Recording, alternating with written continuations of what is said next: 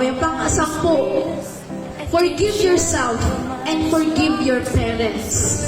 Parang narinig ko to from Tony Gonzaga, patawarin mo yung mga magulang mo kasi during the time na inaalagaan ka nila, they're also growing up.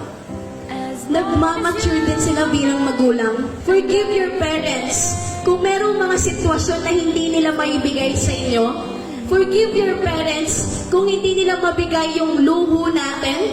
Forgive your parents kapag minsan na-feel mo na kinokontrol nila yung gusto mong gawin. Forgive your parents kapag sobra na yung pressure na natatanggap mo from them. Forgive them. Bakit kayo umiiyak? Forgive your parents kasi habang lumalaki tayo, tumatanda din pala sila. I want to forgive my parents. Wala po sila ngayon, hindi po nila alam, nag-i-speech ako dito. At hanggang ngayon po, hindi nila alam na nag-resign na ako. Kasi growing up, ako lang eh.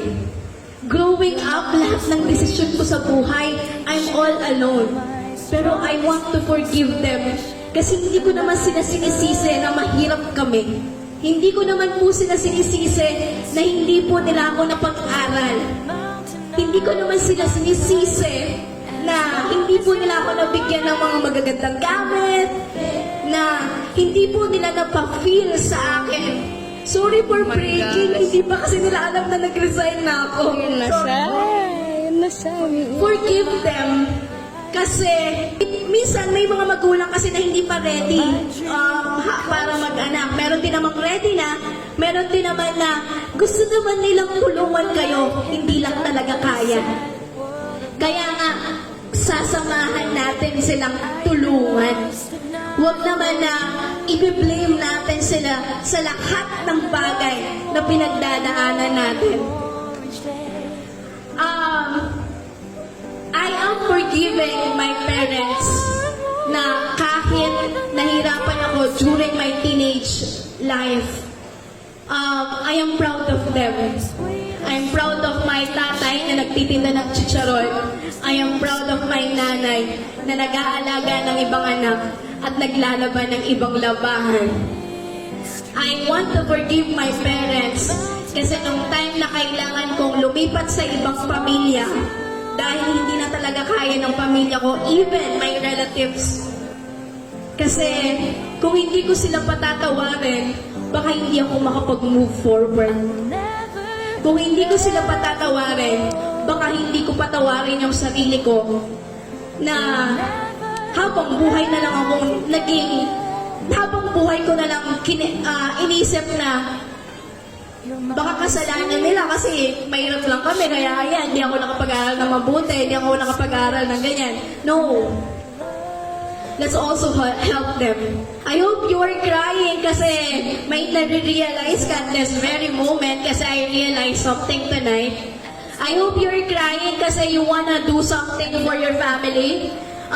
I hope you are crying kasi gusto mong bigyan pa ng kapuluhan yung buhay mo kasama sila. You know what's the best part? Everyone, students, ano yung pinakamasarap? Yung makabili ka ng washing machine, yung makabili ka ng grocery, yung mabigyan mo ng something yung nanay mo, grabe, that's the best part. Feeling mo milyonaryo ka. Kahit binigyan mo lang siya ng 5,000. You know what's the best part? Yung hindi yun na kailangan mangutang. You know what's the best part? Yung meron na kayong kakainin. And you know what's the best part? Meron na kayong damit na isusuot. Meron na kayong magandang tutulugan. Yung bahay po namin, dati, butas-butas yan. Yung haligi, kahoy, sawali. Sobrang nakakaawa.